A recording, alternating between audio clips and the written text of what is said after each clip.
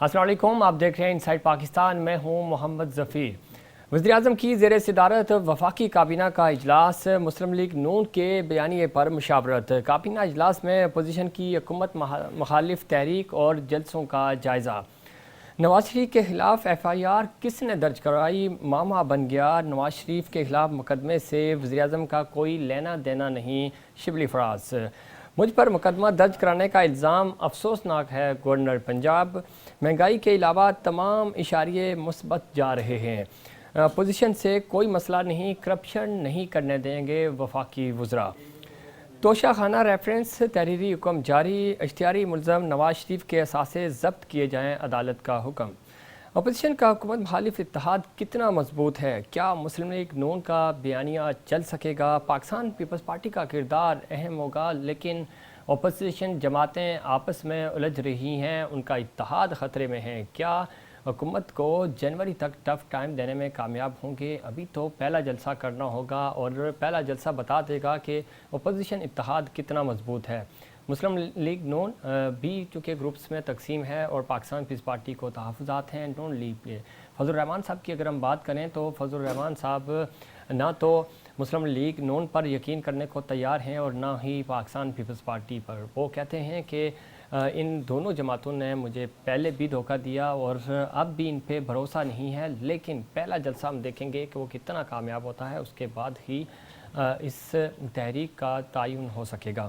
ان تمام ایشوز پر بات کریں گے. ہمارے ساتھ اسٹوڈیو میں نصرت واحد صاحبہ، آپ ایم این اے ہیں پاکستان تحریک انصاف کی. بہت شکریہ آپ نے پروگرام میں وقت دیا.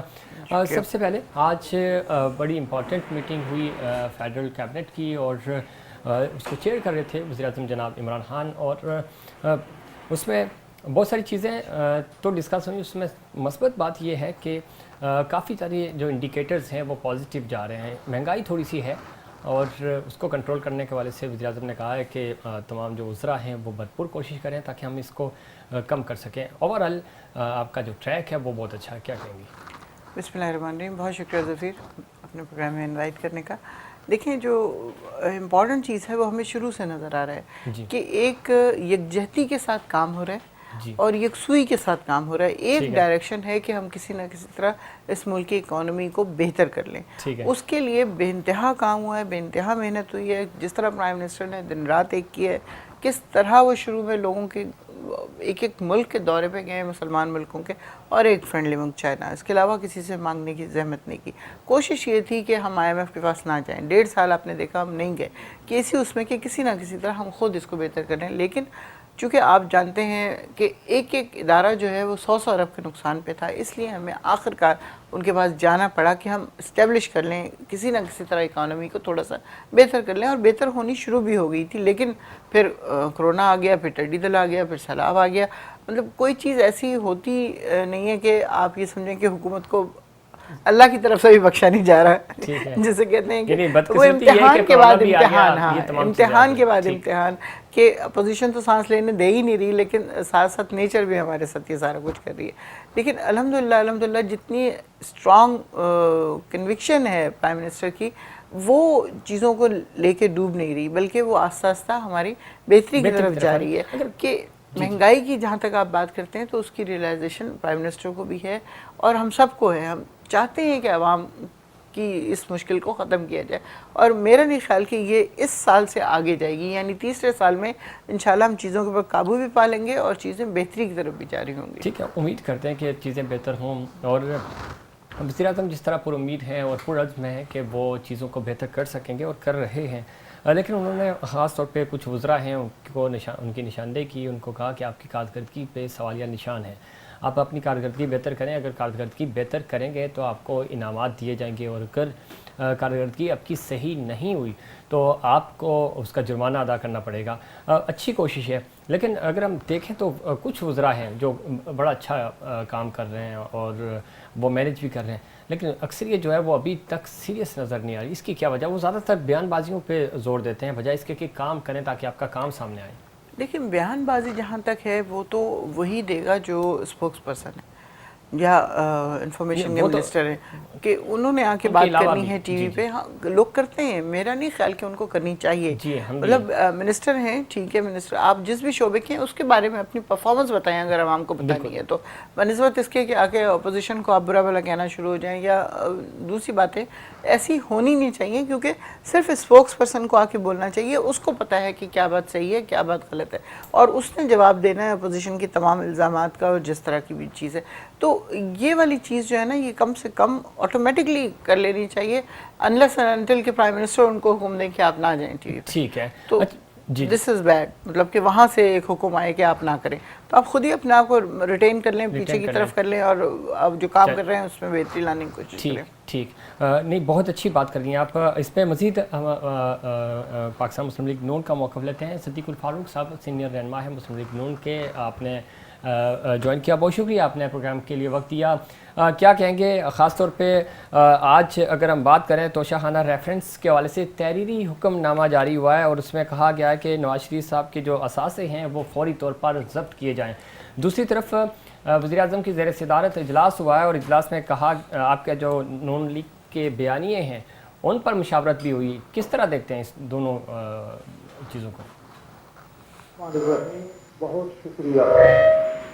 دیکھیے پہلی بات تو یہ ہے کہ یہ بات صرف ہم نہیں کہہ رہے، یہ بات تو پوری دنیا کہہ رہی ہے، تو غیر ملکی میڈیا بھی کہہ رہا ہے، ہیومن رائٹس کے ادارے بھی کہہ رہے ہیں کہ عمران خان کیونکہ خود ناکام ہو چکے ہیں ہر محاذ پر، تو اپوزیشن کو اور نواز شریف کو بالخصوص ٹارگٹ کیا ہوا ہے، ان کے خاندان کو ٹارگٹ کیا ہوا ہے.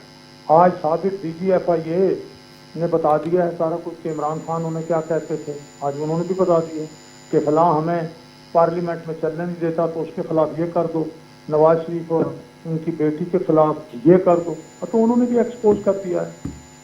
دوسری میں بات افسرس کروں کہ یہ توشہ خانہ ریفرنس احتساب عدالتوں کی کیا حقیقت ہے اور خود نیب کی کیا حقیقت ہے، وہ تو کل ایک مرتبہ پھر اسلام آباد ہائی کورٹ کے چیف جسٹس نے بتا دیا.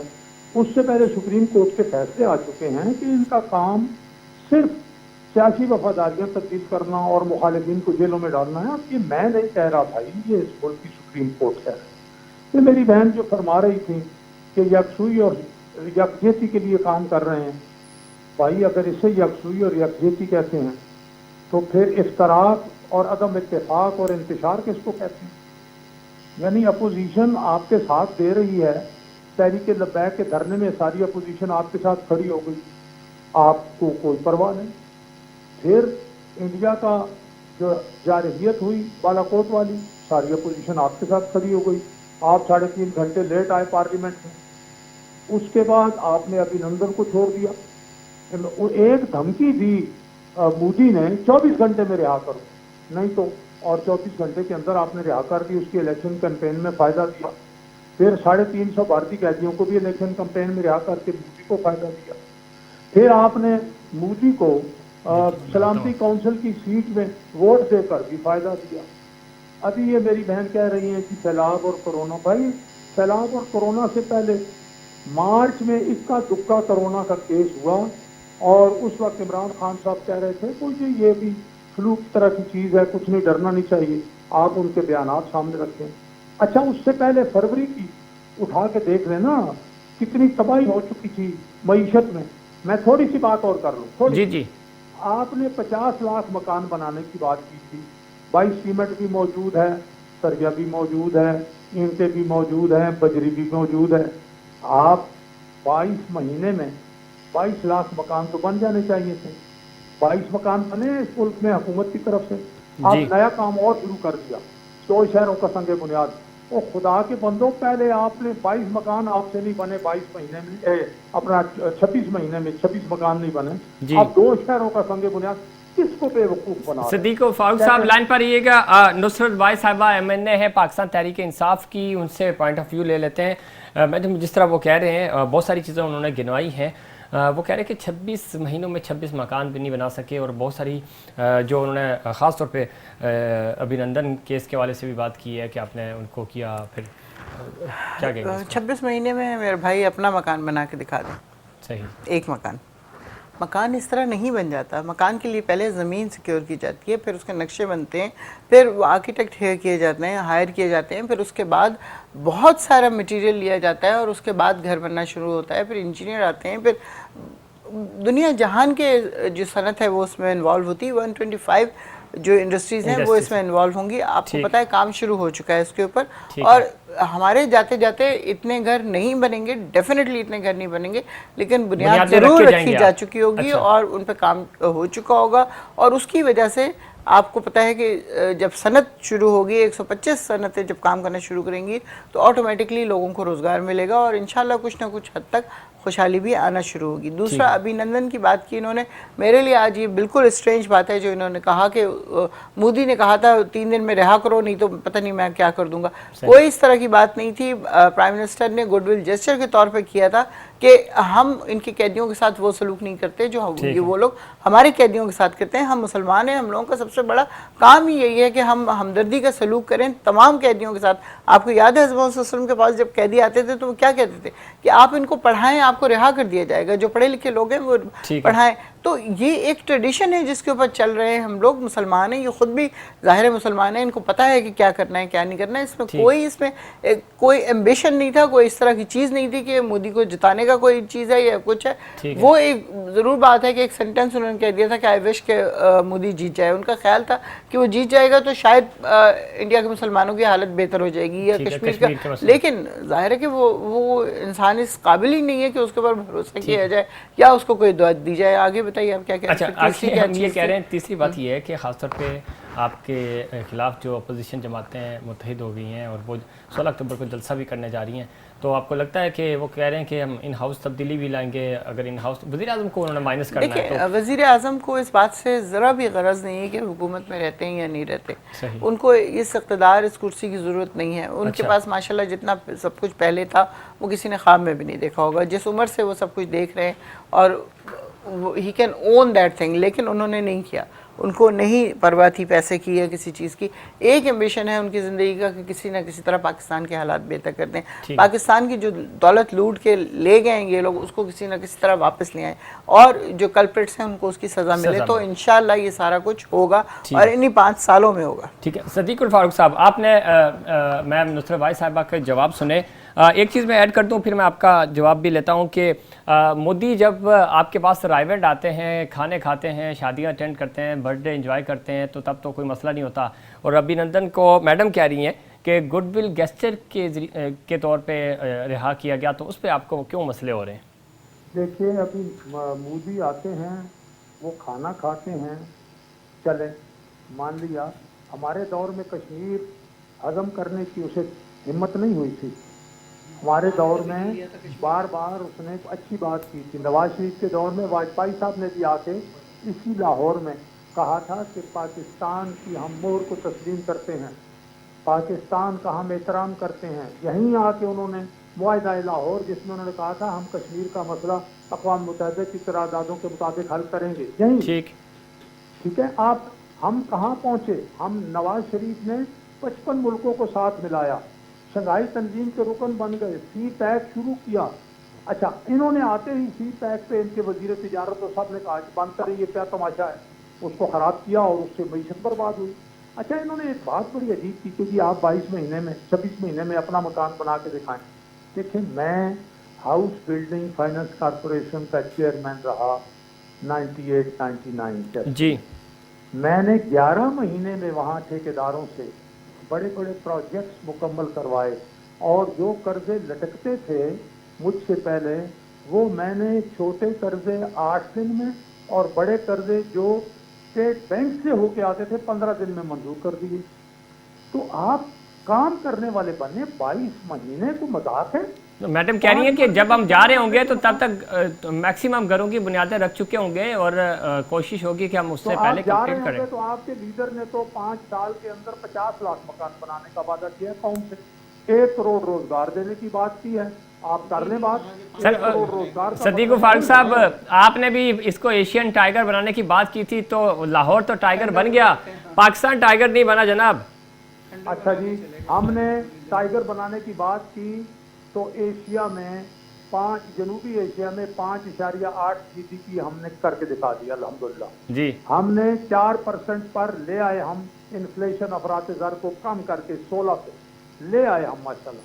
हमने 11 महीने में वो प्रोजेक्ट बना दिए जो PTI से लाहौर में अपना पेशावर में 5 साल में नहीं बने और 3 गुना कीमत भी बढ़ गई। वो इमरान खान कहते थे 8 अरब की जो लागत की चीज़ है वो 30 अरब में बनाई, जो हमने 24 या 25 अरब में बनाई, इनसे 100 अरब में नहीं बनी और 5 साल हो गए और फिर बंद पड़ी हुई है। ये असल बात ये है।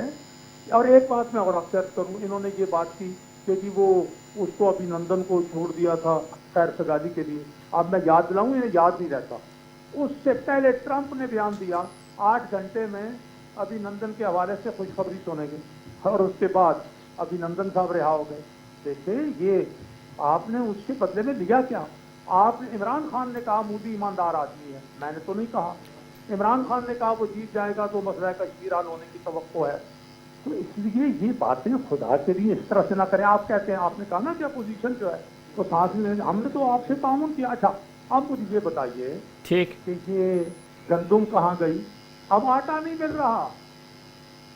पूछ लेते हैं सदीकुल फारूक साहब। वो कह रहे हैं कि एक तो ये कि ख़ास तौर पे कश्मीर पे स्टांस, लेकिन वज़ीर आज़म की अगर स्पीच देखी जाए तो बड़ी उसको सराहा गया था। दूसरी तरफ अपोजिशन तनकीद कर रही है ख़ास तौर पे अभिनंदन केस के हवाले से कि इस तरह उनको रिहा नहीं करना चाहिए, उसके बदले में कुछ लेना चाहिए था आपको। और दूसरी बात जो इम्पोर्टेंट ये कह रहे हैं कि आटा, चीनी, बहरान, उसके हवाले से आप कुछ नहीं कर सके और इस वक्त भी किल्लत है मुल्क में। देखिए ये बकौल इनके कि नवाज़ शरीफ चूँकि बहुत बड़ा टाइगर था तो उसके होते हुए कश्मीर के ऊपर मोदी की हिम्मत नहीं हुई कुछ करने की। इसलिए नहीं हुई कि उनका कारोबार वहाँ पे था, उनके बेटों के कारोबार वहाँ पे थे, वो उनको नाखुश नहीं करना चाहता था। प्राइम मिनिस्टर के ज़माने में इसलिए कश्मीर के ऊपर सब कुछ हुआ कि यहाँ उसे पता था कि ये किसी किस्म का मुआहदा नहीं करेगा, ये किसी किस्म का कंप्रोमाइज़ नहीं करेगा। इन्होंने मौलाना फजलुर रहमान 13 साल बने रहे हैं कश्मीर कमेटी के चेयरमैन और एक लफ्ज़ उन्होंने आज तक नहीं बोला कश्मीर के लिए, ना कोई काम किया। ये पहला प्राइम मिनिस्टर है जाके जो UN की असेंबली में इस्लाम से शुरू करता है, कुरान से शुरू करता है और उस पर ख़त्म करता है और बीच में कश्मीर का किस कदर उसने रियलाइजेशन दुनिया को दिलाई है कि अब आपको पता है कि तैयब एर्दोगान बार बार जिक्र करते हैं अपनी तकरीर में और पूरी दुनिया को पता है कि कश्मीर में क्या हो रहा है। वरना तो फ़लस्तीन की तरह वो भी सारी उम्र इसी तरह सफरिंग में गुजार देते अगर यहाँ पे कोई ऐसा बंदा ना होता जो नाम ले उनका। मतलब आप ठीक है अपोजिशन करें, बहुत अच्छी बात है, करनी चाहिए, हर तरह की अपोजिशन करनी चाहिए, लेकिन जो चीज़ें एक इंसान कर रहा है कम से कम उसको तो रियलाइज़ करें, उसको तो अप्रिशिएट करें कि ये क्या बात हुई कि आप बस सिर्फ मुखालफत बाय मुखालफत, चूँकि वो इमरान खान है इसलिए हमने उसकी मुखालफत कर दी है। सदीकुल फारूक साहब, आप इमरान खान साहब की मुखालफत इसलिए कर रहे हैं कि वो चूँकि ईमानदार हैं, वो काम करना चाहते हैं, उन्होंने UN में बहुत अच्छा मुकदमा लड़ा कश्मीर का और कश्मीर का जो इंटरनेशनली मुकदमा था उसको हाईलाइट किया। आप समझते हैं कि कश्मीर कॉज के लिए वज़ीर आज़म जनाब इमरान खान साहब की जो स्पीच थी वो एनफ थी? कि बातें करने से जी अगर पहाड़ अपनी जगह से हट जाते, बातें करने से मसाइल हल हो जाते तो फिर इमरान खान सारे मसाइल हल करते। फिर तो 100 दिनों में इनकलाब भी ले आए थे इमरान खान। फिर तो वो ये सारे 10 अरब दरख्त भी लग गए होते और फिर तो अब तक वाकई 26 लाख मकान भी बन गए होते और तकरीबन 30 लाख लोगों को रोज़गार भी मिल गया होता इन 2 साल 2 महीनों में। लेकिन बातें करने से होता कुछ नहीं है, अमल से होता है। अमल इनका अपनी बातों के खिलाफ है। 3 वोट इमरान खान के दौर में कश्मीर की सपोर्ट में आए, चौथा नहीं आ सका। इनकी सारी तकरीरों, इनके सारे बयानात और फिर अब वो बयानात और तकरीरें भी आए। कभी जनाब घड़ियाँ लगा देते हैं, कभी जनाब अमर और श्रीनगर रोड नाम रख देते हैं कश्मीर रोड का। अच्छा उससे क्या हो गया? क्या अपना उसने वहाँ से फौजें निकाल ली हैं आपके श्रीनगर रखने से? भाई अमल बताएं, अमल। ठीक है, अमल करने की ज़रूरत है। कश्मीर इशू के हवाले से सिर्फ बातों से काम नहीं चलेगा, लेकिन अगर देखा जाए तो वज़ीर आज़म जनाब इमरान खान की जो स्पीच थी उसने इंटरनेशनली कश्मीर के हवाले से जो पाकिस्तान का मौक़िफ़ था वो बड़ी खूबसूरती से लड़ा। कोई शक नहीं कि जनाब वज़ीर आज़म इमरान खान ने कश्मीर को और ख़ास तौर पर पाकिस्तान के इमेज को दुनिया भर में उजागर किया। صدیق الفاروق صاحب بہت شکریہ آپ کا پروگرام میں اپنے وقت دیا. ناظرین یہاں لیں گے بریک اور بریک کے بعد ہم بات کریں گے کیا اپوزیشن حکومت کو ٹف ٹائم دے سکے گی, لیکن اس سے پہلے ایک کمرشل بریک.